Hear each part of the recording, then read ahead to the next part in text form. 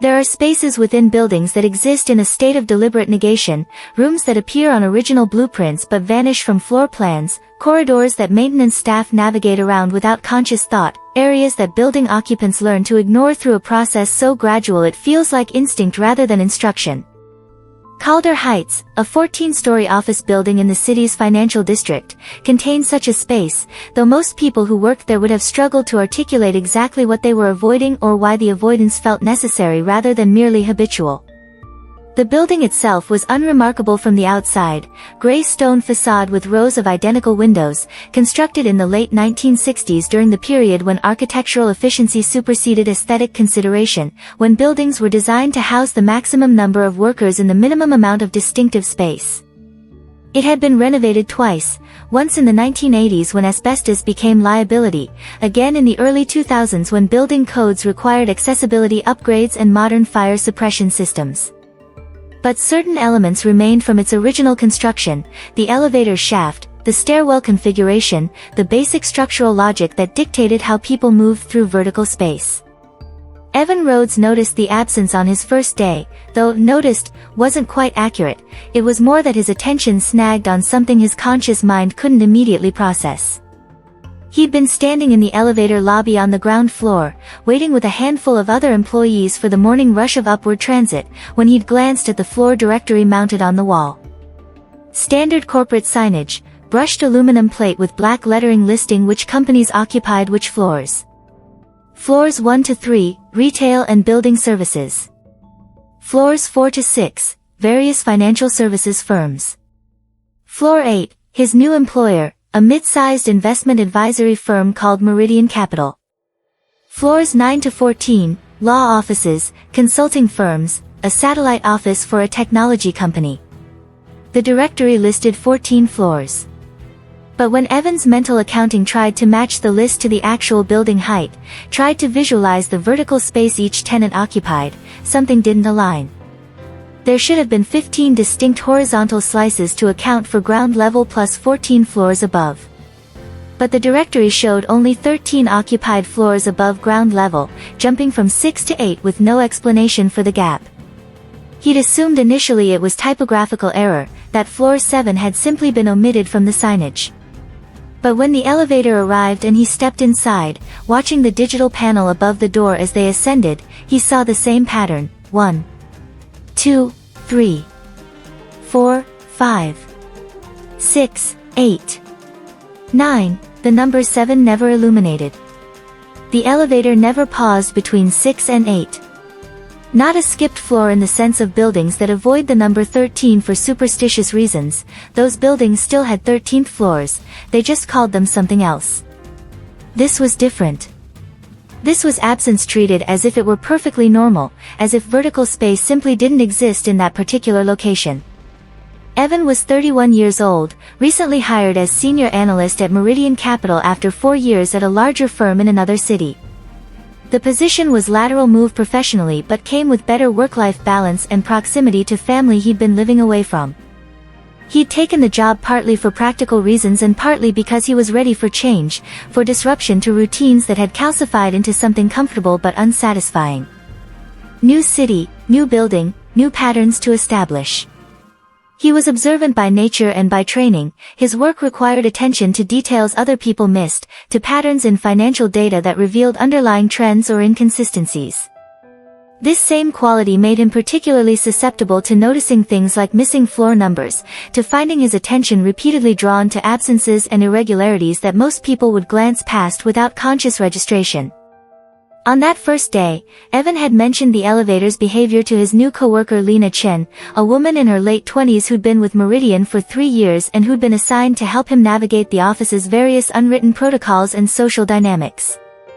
They'd been getting coffee in the 8th floor break room, and Evan had remarked, casually, without particular emphasis, that he'd noticed the building seemed to skip floor 7. Lena had barely looked up from adding cream to her coffee. "Old buildings do that," she'd said with the tone of someone reciting information that had been given to her and that she'd never thought to question. Superstition. Some skip 13. This one skips 7. But it exists, Evan had replied, gesturing vaguely downward to indicate the physical structure beneath them. I mean, the space exists. There's clearly a floor between 6 and 8. You can see it from outside, the windows, the vertical spacing. It's there. Lena had shrugged, a gesture that somehow communicated both acknowledgement and dismissal. Physically? Probably. Functionally? No one goes there. It's not accessible to tenants. Probably storage or mechanical systems or something. Then she'd changed the subject to the best lunch places within walking distance, and Evan had let the topic drop, filing it mentally under minor building quirk and moving on to more pressing concerns like learning Meridian's internal systems and meeting his new team members. That should have been enough. Should have satisfied his curiosity, should have allowed the missing floor to fade into background awareness where it would occasionally surface as minor oddity before being forgotten again. But Evan found his attention returning to it with frequency that felt disproportionate to its importance. Every morning when he rode the elevator up to the 8th floor, his eyes would track the digital panel, would note the clean progression from 6 to 8, would register the slight pause in upward momentum that occurred at exactly the point where floor 7 should be, as if the elevator briefly considered stopping and then continued on without acknowledging what it had almost done. The pause was subtle enough that Evan wasn't certain whether he was actually feeling it or whether his mind was creating sensation to match his expectation. But it was there, or seemed to be there, every single time. A fraction-second hesitation in the machinery's smooth operation, a barely perceptible change in the quality of motion that occurred nowhere else in the building's vertical transit. He asked other co-workers about it with studied casualness, framing his questions as if he were merely making conversation rather than pursuing information that felt increasingly important for reasons he couldn't articulate. Most responded with variations of Lena's explanation: old building quirk, probably just mechanical space, nothing interesting or worth thinking about. A few looked at him strangely, as if the question itself was inappropriate in ways they couldn't explain but nonetheless felt strongly. One older colleague named Robert had simply said, "Don't worry about it," in a tone that was probably meant to be reassuring but that actually conveyed something closer to warning, though Evan couldn't identify what exactly he was being warned against.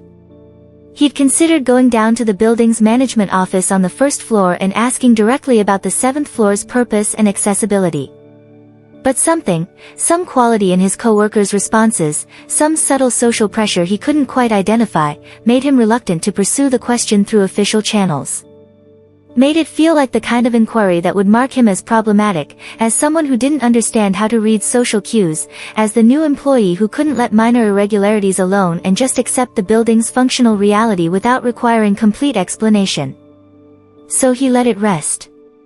Settled into his new role, learned Meridian's processes and client base, developed working relationships with his team. Weeks passed during which he barely thought about the missing floor except during those morning elevator rides when his eyes would still track the digital panel and note the absence, a daily reminder of something unexplained that existed at the edge of his awareness. The building's routine became his routine: arrive by 8:30, badge scan at the security turnstiles in the lobby, elevator to 8, navigate through Meridian's glass doors, coffee from the break room, settle at his desk in the open-plan workspace where 43 employees performed their various analytical and administrative functions. Lunch usually at desk or occasionally at one of the nearby restaurants Lena had recommended. Departure typically by 6 o'clock unless a deadline required staying later, which happened perhaps once or twice a week. The building itself was never quite empty. It housed multiple tenants with varying schedules, plus security staff and maintenance crews who operated on different rhythms than the office workers. But it was noticeably quieter after standard business hours, when the density of human presence decreased enough that you became aware of the space itself rather than just the people occupying it. The ambient sound changed. Less conversation and keyboard noise, more HVAC hum and the occasional distant sound of elevator machinery or plumbing systems operating in walls. Evan had always found buildings more interesting when they were mostly empty, when you could observe their actual character rather than just their function as containers for human activity. He wasn't afraid of being alone in office buildings after hours, had done it many times at his previous job, had even found it preferable for certain kinds of focused work that required uninterrupted concentration. On a Thursday in his 7th week at Meridian, Evan stayed late to finish a comprehensive analysis that needed to be completed by the following morning. It was the kind of task that required several uninterrupted hours of attention, easier to accomplish after the office had emptied than during the day when colleagues might interrupt with questions or requests. He'd warned his girlfriend he'd be home late, had ordered dinner delivery to the office around 7:30, had settled in for what he estimated would be 3 to 4 hours of focused work. The office gradually emptied around him. Lena left at 6:15 with a wave. Robert departed around 6:45. By 7:30, when his food arrived, only 2 other people remained visible in the workspace, both in distant corners, both clearly also working on deadline-driven projects. By 9 o'clock, they'd left too. By 10 o'clock, the floor was silent except for the ambient building sounds and Evan's own typing. He worked steadily, making good progress, occasionally standing to stretch or refill his water bottle from the break room. The building's lighting had shifted to night mode, reduced illumination in common areas, motion sensor activation in hallways, the energy-saving configurations that reduced operational costs while maintaining minimum safety standards. Through the windows, the city lights created a distant glow, other buildings showing their own patterns of illuminated and dark windows, the collective result of hundreds of individual decisions about whether to stay or leave, whether to work late or go home. By 11:45, Evan had finished. He saved his work, sent the file to the relevant stakeholders, began the process of shutting down his computer and gathering his belongings. The office was entirely empty now. He'd seen the last remaining maintenance worker leave around 11 o'clock, had heard the distant sound of vacuum cleaner being pushed into storage closet, had registered the shift from occupied building with some people working late to empty building in nighttime standby mode. He badged out through Meridian's glass doors, walked through the 8th floor corridor to the elevator bank, pressed the call button. The sound of machinery engaging echoed in the quiet space, much more audible now than during the day when ambient noise masked these mechanical operations. The elevator arrived with a soft chime, doors sliding open to reveal the empty car, its fluorescent lighting harsh after the dimmed hallway. Evan stepped inside, pressed the button for ground level, leaned against the back wall as the doors closed. The digital panel above the door began its countdown, 8, 7. At floor 7, the elevator slowed. Not the normal deceleration that preceded a stop, but something more gradual, more tentative. The digital panel showed 7, fully illuminated, not flickering or malfunctioning, just displaying the number that Evan had never seen it display before. Then the elevator stopped completely. Not the smooth stop at a designated floor but a more jarring halt, as if the system had encountered something unexpected and had needed to arrest its motion more quickly than normal. The machinery went silent. The only sound was the HVAC system's faint hum and Evan's own breathing, suddenly audible in the contained space. He waited for the doors to open, assuming someone had called the elevator from floor 7, though he'd never seen anyone access that floor and had no idea how they would even signal the elevator to stop there given that the panel didn't include a button for that floor. Maybe maintenance staff had override controls. Maybe there was access he simply didn't know about. But the doors didn't open.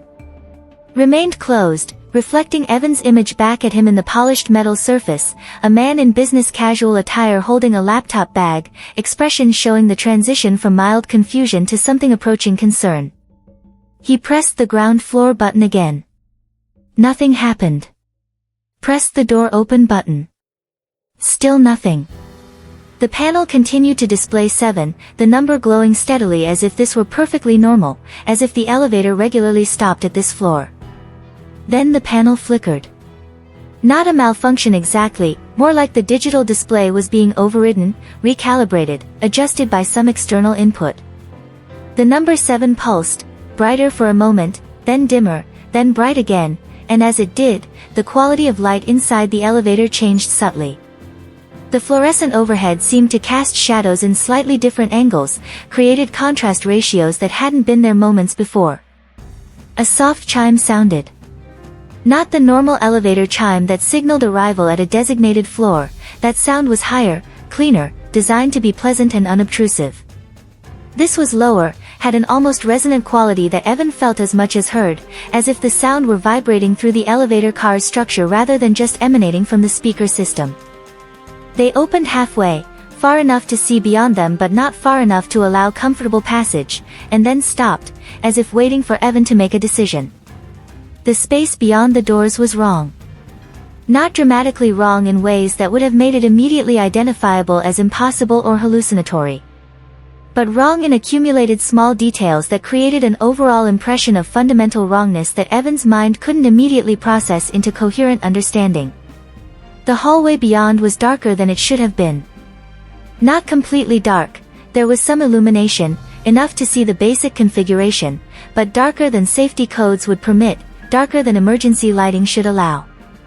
No exit signs visible, no fluorescent fixtures, just a dim ambient glow that seemed to come from no particular source, that illuminated the space just enough to make navigation theoretically possible while leaving most details obscured.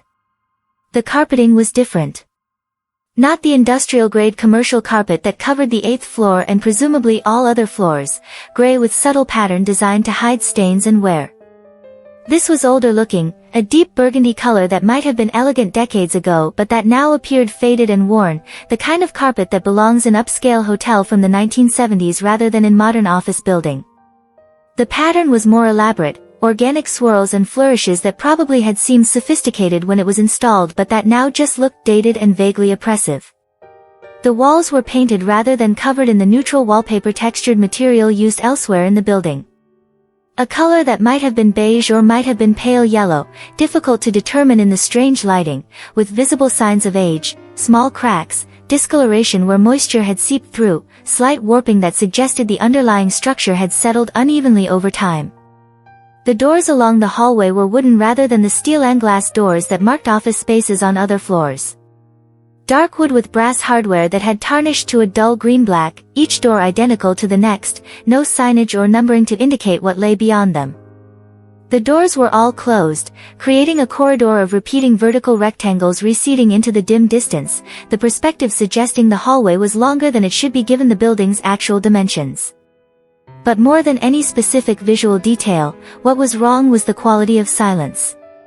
Buildings are never truly silent, there's always mechanical sound, always distant traffic noise, always the subtle vibrations of human activity even when no people are immediately present. But the hallway beyond the elevator doors was silent in a way that felt absolute, that seemed to absorb sound rather than just lacking it, that created a kind of acoustic void that made Evan acutely aware of his own circulatory system, his own breathing, his own presence as interruption in space that didn't want to be interrupted. And there was a smell. Faint but distinct, old paper, dust, something organic that might have been mildew but wasn't quite, something that suggested enclosed spaces where air hadn't circulated properly for a very long time. Not the smell of modern office building with its climate control and regular maintenance, but the smell of old building, neglected building, building where time had accumulated in ways that were visible and olfactory. Evan stood in the elevator, one hand gripping his laptop bag strap, his body registering the wrongness before his conscious mind could fully articulate what was wrong. Every instinct was saying don't step out, don't move forward, don't engage with whatever this space is. Not fear exactly, not yet, but profound discomfort, cellular-level recognition that something here violated expectations in ways that mattered, that this was not safe space even if no specific threat was visible. He didn't step out. Couldn't have explained afterward why not, just that his body had made the decision before his mind could fully process the situation. Had recognized that crossing the threshold from elevator into hallway would be mistake, would be choosing engagement with something that should remain unengaged. The elevator doors remained open, halfway, as if waiting.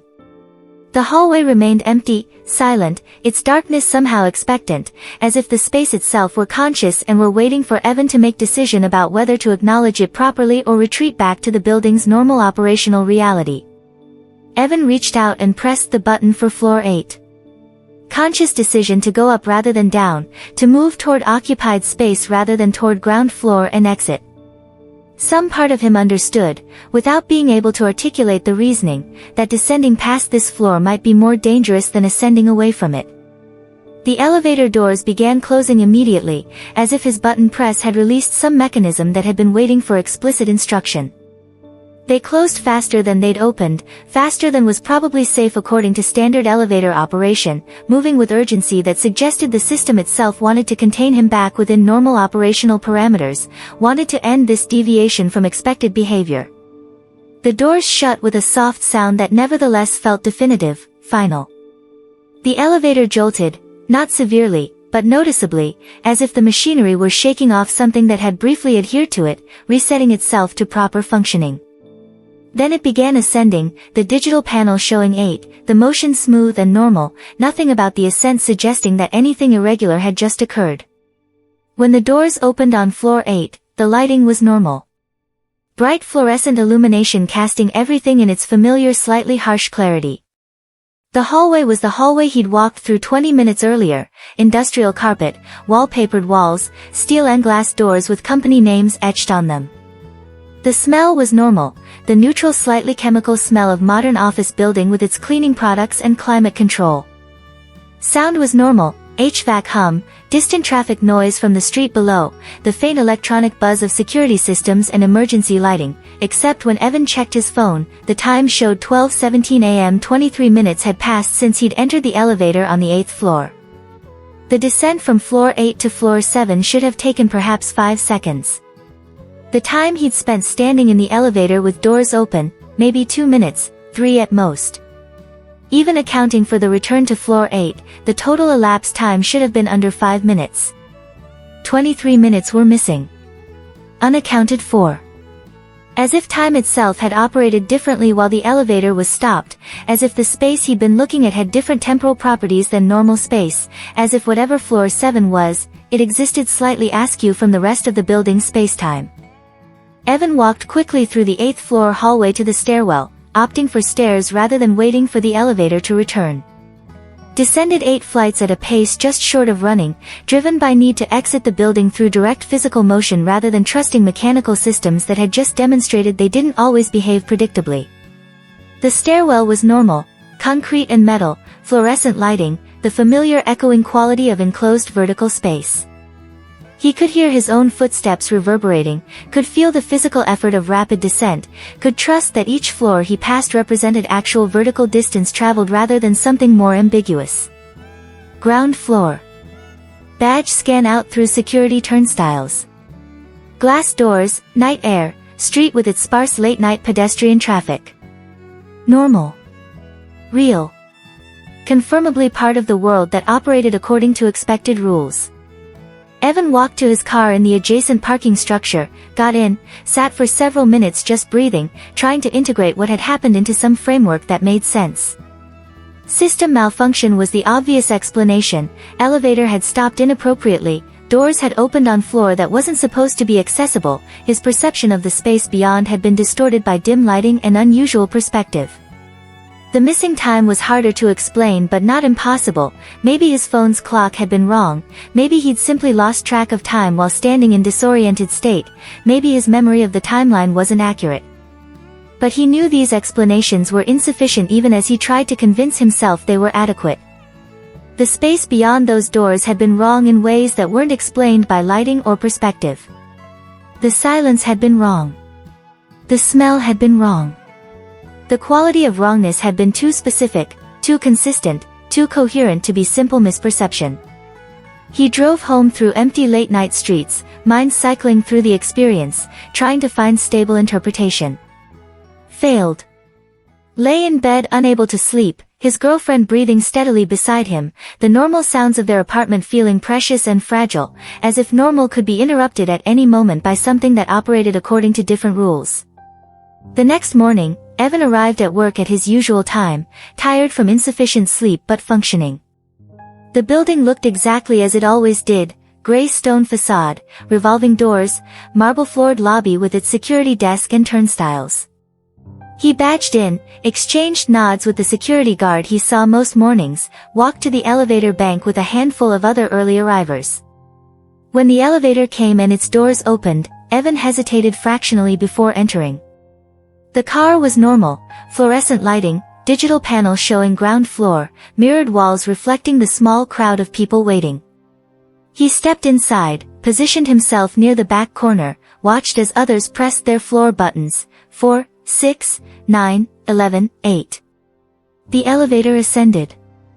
1, 2, 3, 4, stopping to let someone off. Then continuing, 5, 6, 8. The progression was normal. The pause that had once occurred at the location where floor 7 should be was absent or was so subtle Evan couldn't detect it now. The digital panel never showed 7. The elevator never stopped between 6 and 8. Everything proceeded exactly as it was supposed to proceed. But Evan noticed that when he'd entered the elevator, the woman who'd been standing closest to the doors had stepped back, had repositioned herself to make room for other people in ways that just happened to result in her being farther from Evan than from anyone else. And when he'd looked around the elevator car, meeting people's eyes with the brief casual acknowledgement that elevator passengers typically exchange, he'd seen several people look away more quickly than was quite natural, had seen them consciously redirect their attention to their phones or the floor display or anywhere except at him. The 8th floor was normally crowded when he arrived, 43 employees starting their days, coffee being made in the break room, conversations about evening activities or weekend plans, the ordinary social noise of a workplace coming to operational readiness. But when Evan entered through Meridian's glass doors, he noticed the conversations near him stopped briefly, then resumed at slightly lower volume. Noticed people glancing at him and then away. Noticed Lena, who typically greeted him cheerfully, instead offer only a tight smile before quickly looking down at her computer screen. He made coffee in the break room alone, unusual for this time of morning, and as he was adding cream, Robert entered, saw Evan, stopped in the doorway as if he'd forgotten something and needed to return to his desk. "Morning," Evan said, forcing normalcy, testing whether the strange social atmosphere was real or imagined. "Morning," Robert replied, voice strained, and then left without getting the coffee he'd presumably come for. Evan returned to his desk and tried to focus on work, tried to lose himself in the familiar routines of data analysis and report generation. But his attention kept fragmenting, kept returning to the previous night, to his co-workers' behavior, to the growing conviction that something had changed, not just in his own perception but in how he was being perceived. At 10:30, Lena approached his desk with studied casualness, perched on the edge of his workspace partition in the way she sometimes did when she wanted to talk informally but didn't want to officially pull him away from work. "Hey," she said quietly. "Can we talk? Maybe grab early lunch?" "Sure," Evan replied. "Everything okay?" She didn't answer directly, just nodded and said she'd meet him in the lobby at 11 o'clock. Then left before he could ask follow-up questions. They walked to a cafe 2 blocks from Calder Heights, found a corner table away from the lunch crowd that was just beginning to form. Lena ordered coffee but didn't drink it, just wrapped her hands around the cup as if she needed something to hold while trying to figure out how to begin a conversation she didn't want to have. "You went up late last night," she said finally, not quite looking at him. "Yeah, I had a deadline." The elevator stopped, she interrupted. Evan went very still. "How do you know that?" "Security footage," Lena said quietly. "Building security reviews it automatically, flags anomalies. An elevator stopping on 7 is about as anomalous as it gets." They noticed. They told people. Told people what? That you were there. That the elevator stopped. That, she paused, seemed to be deciding how much to say. "Look, everyone who works in this building knows about floor 7. We don't talk about it, and we definitely don't acknowledge it directly, but everyone knows. And everyone knows that you don't go there. You don't even try to access it. And if the system glitches and stops there anyway, you definitely don't look, and you absolutely don't step out." "I didn't step out," Evan said. "I know," Lena replied. "Security footage shows you pressing 8 and going back up. But you stopped. The doors opened. And you looked. And that's..." She trailed off, struggling with how to articulate what that meant. "That's what?" Evan pressed. "People who notice it," Lena said slowly, "eventually ride it. The elevator, I mean. It doesn't stop for everyone, won't stop for someone who hasn't noticed the missing floor, who hasn't started paying attention to the absence. But once you notice, once you start thinking about it, asking questions about it, then eventually the elevator will stop. Usually happens when you're alone. Usually late at night or very early morning when the building is empty. And when it stops, the doors open. And then what? Evan asked, though part of him didn't want to know the answer. Most people don't step out, Lena said. Some instinct tells them not to. They go back up or down, and they're fine. They're rattled, obviously, but they're fine. They stop asking questions about floor 7. They stop noticing it the way they used to notice it. They just accept that it's there and move on. And the ones who step out? Evan asked quietly. Lena finally looked directly at him, her eyes showing something between fear and sadness. They come back, she said. Physically, they come back. But something's different. They stop noticing things. Not all things, not in obvious ways, but they stop noticing the right things. Stop noticing patterns, connections, the subtle things that make someone good at their job, good at relationships, good at navigating the world. They become less. Not dramatically, not all at once, but gradually. They just diminish. Until eventually they're not really functioning anymore and they leave. Get different jobs, move away, disappear from everyone's memory. That's not, Evan started to say, that's not possible, but stopped, because after last night he wasn't sure what was and wasn't possible, what rules actually governed reality versus what rules he'd assumed governed reality. I know how it sounds, Lena said. Believe me, I know. But this building has been here for 60 years. Floor 7 has been, whatever it is, the whole time. And there are patterns. People notice the missing floor. People start asking questions. Elevator stops for them. Most don't step out. The ones who do, they change. Everyone who's worked here long enough has seen it happen. Evan thought about the 23 missing minutes, about the strange quality of the space beyond the elevator doors, about how his coworkers had been treating him this morning. I didn't step out, he repeated. I know, Lena said again. But you looked. You stood there with the doors open and you looked at it, and that's more than most people do. That's enough to. She struggled for words. To be noticed. By whatever's there. What is there? Evan asked. What's on floor 7? Lena was quiet for a long time, staring into her untouched coffee. Finally, no one knows. Or if they know, they don't say. Building management refuses to discuss it. Original construction documents don't exist or have been destroyed. The few people brave enough or stupid enough to take the stairs and look for it, the physical space that should correspond to floor 7, they find nothing unusual. Just normal floor with offices and storage like any other floor. But the elevator doesn't go there normally. Only stops when it chooses to. Only opens those doors for specific people at specific times. That doesn't make sense, Evan said, but even as he said it he was remembering the wrongness of that hallway, the way it had felt like different space entirely rather than just a different floor in the same building. No, Lena agreed. It doesn't. But it is. And now that the elevator has stopped for you, now that you've been flagged by whatever system is operating here, she stopped, shook her head. Just be careful. That's all I can say. Be careful, and don't go up late alone anymore, and if the elevator stops again. She didn't finish the sentence. They returned to the office separately, Lena leaving first and Evan following 10 minutes later, both of them maintaining the fiction that this had been normal lunch between colleagues rather than warning delivered in semi-public space because some things couldn't be said in the office. For the rest of the day, Evan tried to work normally, tried to focus on spreadsheets and analysis and client reports. But his mind kept returning to the conversation, to the implications of what Lena had told him, to the question of whether he should believe any of it or whether collective delusion had somehow taken hold of everyone who worked in this building. Because the alternative to delusion was that floor 7 was something genuinely anomalous, something that operated according to rules that contradicted basic assumptions about how buildings and space and reality functioned.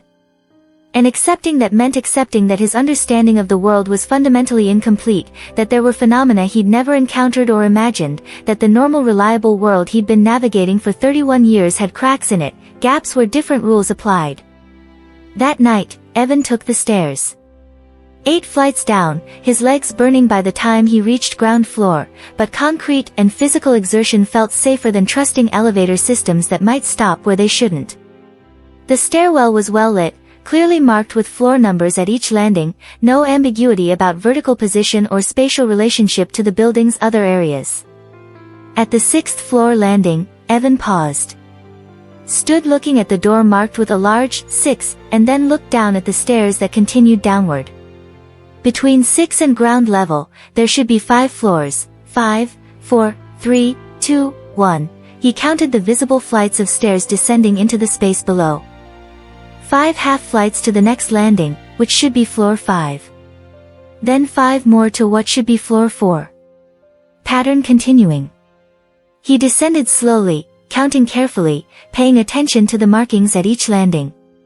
6, 5, 4, 3, 2, 1. Ground level. 7 landings between 8th floor and ground level exit. Exactly as there should be. No missing floor, no extra space, no gap in the vertical progression. So where was floor 7? If the stairwell showed normal progression from 6 to 5, if the physical space could be traversed without encountering anything unusual, then what had he been looking at last night when the elevator doors opened? Evan stood in the ground floor stairwell for several minutes, trying to reconcile the contradiction. Eventually left the building without finding resolution, drove home with questions multiplying rather than resolving, went to bed still uncertain about what he'd experienced and what it meant. Days passed. Then weeks. Evan continued working at Meridian, maintained his routines, tried to focus on his job and ignore the persistent awareness of Floor 7's existence beneath him. He never stayed late alone again. If deadline required after-hours work, he made sure to leave before the building emptied, before night security took over from day security, before the quality of silence changed from occupied but quiet to genuinely empty. He took the stairs exclusively. 8 flights up every morning, 8 flights down every evening, his legs becoming stronger, his cardiovascular fitness improving, small physical benefit derived from avoiding the elevators entirely. Co-workers noticed but didn't comment, or if they commented, it was only to joke about his commitment to fitness, never to acknowledge the real reason for his avoidance. The social atmosphere around him had shifted subtly. Not shunning exactly, people still worked with him, still made necessary professional conversation, still included him in meetings and group discussions. But the easy casualness that had been developing during his first weeks at the firm had disappeared, replaced by something more careful, more distant. Lena was friendly but no longer suggested lunch or after-work drinks. Robert actively avoided him, would take different elevator or wait for the next one if he saw Evan approaching. New employees were introduced to everyone except they somehow weren't introduced to Evan, or the introduction was perfunctory, accompanied by subtle signals that maybe getting too close to Evan wasn't advisable. He was being socially quarantined. Gently, politely, but definitely. As if he'd been exposed to something contagious, something that might spread if people maintained too much contact with him.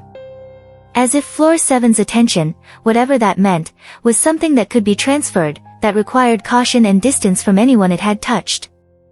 Evan told himself this didn't matter, that he could function professionally without deep personal connections to coworkers, that he had friends and relationships outside of work that were more important anyway. But it bothered him more than he wanted to admit. The isolation felt like punishment for something he hadn't chosen, for having noticed something that apparently should have remained unnoticed, for having been curious about an absence that everyone else had learned to ignore. He tried researching the building's history. Found very little, just basic information about construction date, architectural firm that designed it, various tenants over its 60 years of operation. Nothing about anomalies or Floor 7 or unusual incidents. No news articles about mysterious disappearances or strange occurrences. Either nothing unusual had ever happened or anything unusual had been carefully scrubbed from public record. He considered leaving. Finding new job, moving to different building, escaping whatever this situation was. But something stopped him, not fear exactly, more like stubborn refusal to be driven away by something he didn't understand, by irrational responses from coworkers, by whatever Floor 7 represented. He'd done nothing wrong.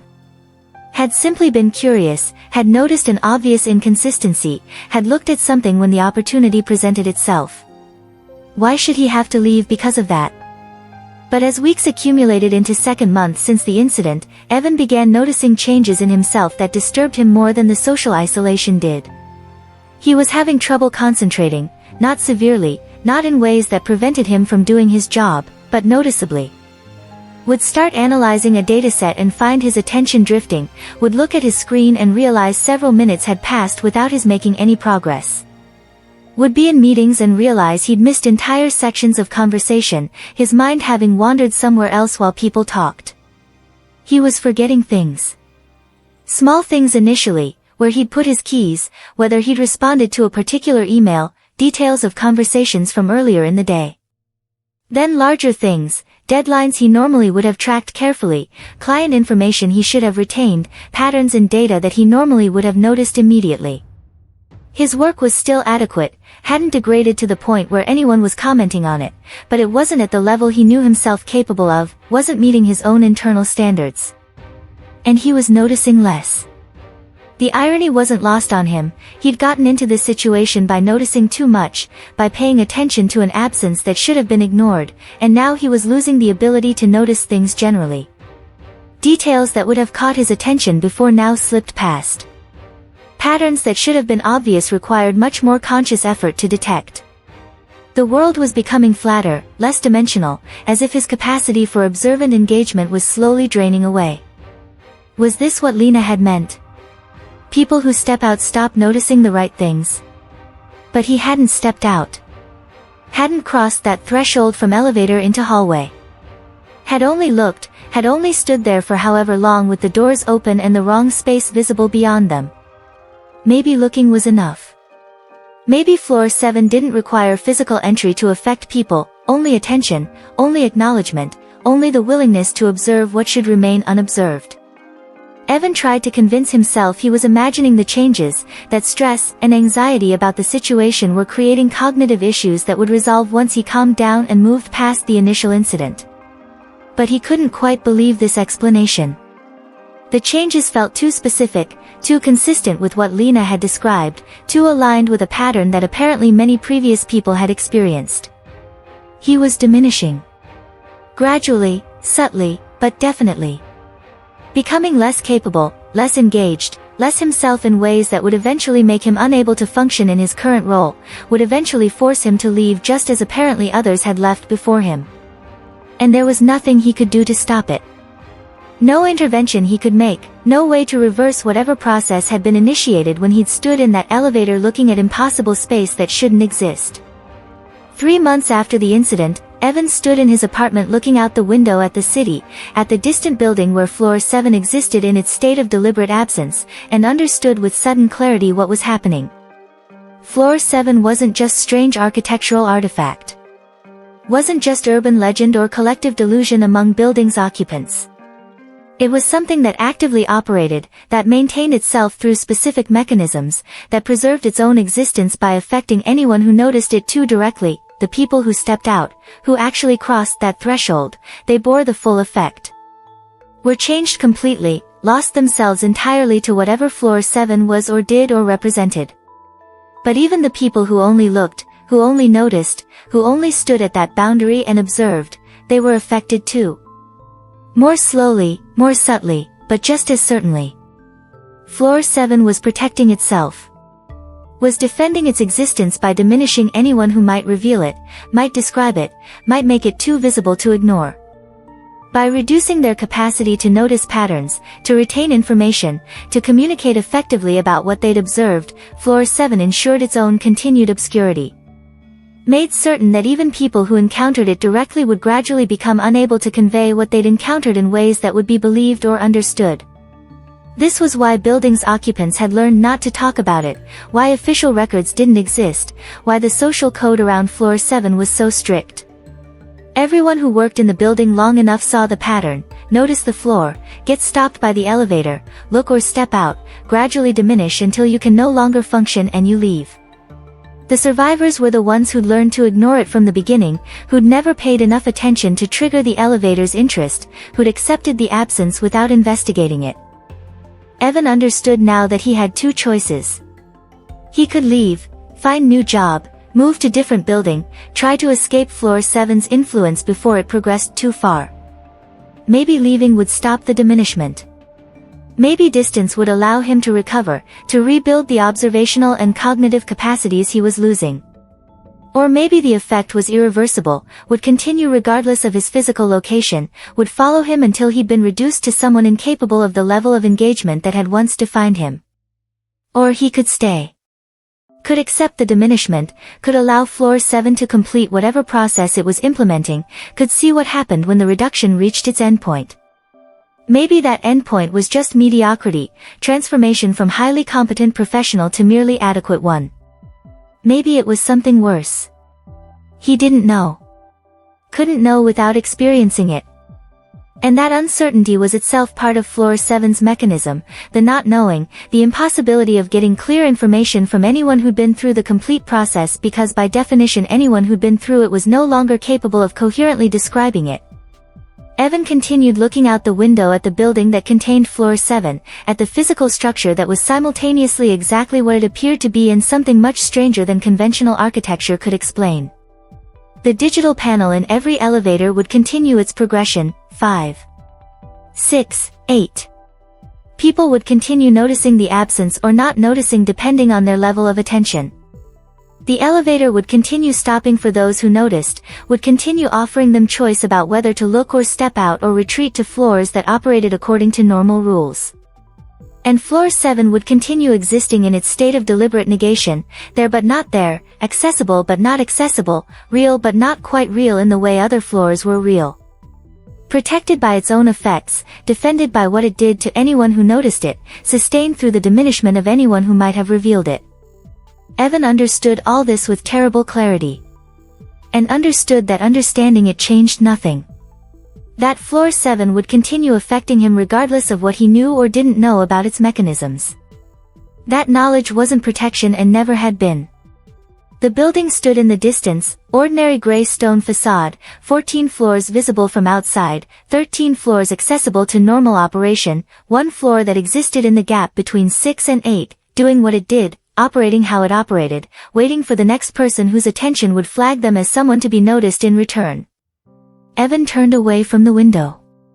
His laptop sat on the table, work waiting to be completed, datasets that required analysis he was increasingly unable to perform at the level he once had. He'd try anyway. Would continue trying for as long as he could, for as long as the diminishment allowed him to function. And then, when he could no longer function, when floor 7 had taken enough of him that he couldn't sustain his professional role, he'd leave. Would join the apparently substantial number of people who'd worked in Calder Heights and then left for reasons they couldn't quite articulate, carrying with them fragments of experience they couldn't quite coherently describe, affected by something they'd never fully understood and would gradually forget they'd ever encountered. The elevator panel would continue its countdown, 5, 6, 8. The 7th floor would continue its absence. The building would stand. And people would continue working there, noticing or not noticing, affected or not affected, diminishing or surviving, all of them navigating around the gap in reality that existed in their building's vertical space, the space that shouldn't be there but was, the floor that called to those who noticed and took from those who answered. Evan sat down at his laptop and tried to focus on work. Found he couldn't quite remember what he'd been analyzing. Found the details had become somehow less distinct, less important, less noticeable than they'd been even yesterday. Found himself staring at the screen without really seeing it, his mind somewhere else, or perhaps nowhere, perhaps just empty, perhaps already partially claimed by the space that existed between 6 and 8, the space that had noticed him and wouldn't let him go. Outside, night had fallen. In the distance, Calder Heights showed its pattern of lit and dark windows, its occupants working late or having gone home, the building itself standing solid and permanent and ordinary, containing its impossible anomaly, hiding its truth in plain sight where anyone could notice it but where most had learned, wisely, not to look. Some things are hidden for a reason. Curiosity opens doors, but not all of them should be entered. This is the lesson Floor 7 teaches to anyone who notices it, to anyone whose attention catches on the absence and who can't let that absence rest unexamined. That there are spaces in the world that exist specifically to not be entered, areas that maintain themselves through affecting anyone who observes them too closely, phenomena that defend their obscurity by diminishing the capacity of anyone who might reveal them. Evan's mistake wasn't malicious or even careless. He simply noticed something obviously inconsistent, an elevator that skipped from 6 to 8, a directory that listed 14 floors while only accounting for 13, a pattern that didn't align with the building's physical structure. And having noticed, he couldn't stop noticing. Couldn't accept the collective agreement to ignore, couldn't adopt the social code that protected buildings' occupants by keeping them appropriately unaware. But some ignorance is protective. Some not knowing is survival strategy rather than intellectual failure. The people who work successfully in Calder Heights aren't people who've figured out Floor 7's nature, they're people who've never thought to question the gap between 6 and 8, who've accepted the building's functional reality without investigating its structural logic, who've learned to not notice what they're better off not noticing.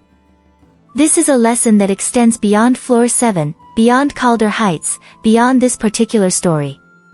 There are things in the world, phenomena, patterns, spaces, dynamics, that reveal themselves only to those who look too closely, that affect people specifically because of observation rather than despite it, that maintain their existence by ensuring that anyone who encounters them directly becomes unable to coherently communicate what they've encountered.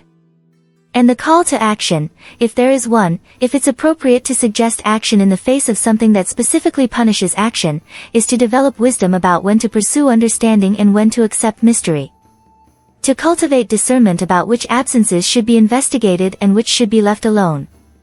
To recognize that curiosity, while generally valuable, can sometimes open doors that would be better left closed, can sometimes initiate processes that can't be reversed, can sometimes flag you as someone to be noticed by things whose notice you very much do not want. Evan stood in that elevator with the doors half open and looked at Floor 7. That looking may ultimately cost him everything that made him who he was, his observational capacity, his cognitive engagement, his ability to notice the patterns that gave his life and work meaning. The price of looking was diminishment. The price of curiosity was losing the very faculties that made curiosity possible. So be careful what you notice. Be cautious about which inconsistencies you pursue, which absences you investigate, which doors you're willing to stand before and look through. Because some doors open easily from the outside but don't close from the inside. Some spaces, once observed, observe back. Some things, once noticed, notice you in return. And Floor 7, whatever it is, however it exists, continues waiting in Calder Heights. The elevator continues its progression, 5, 6, 8. The gap remains. And eventually, someone else will notice. We'll start asking questions. We'll trigger the mechanism that stops the elevator, opens those doors, presents the choice that isn't really a choice because once you're standing there with impossible space visible beyond the threshold, once you've seen what you shouldn't see, the process has already begun. The building stands. The floor waits. The elevator will stop again. Be story wise.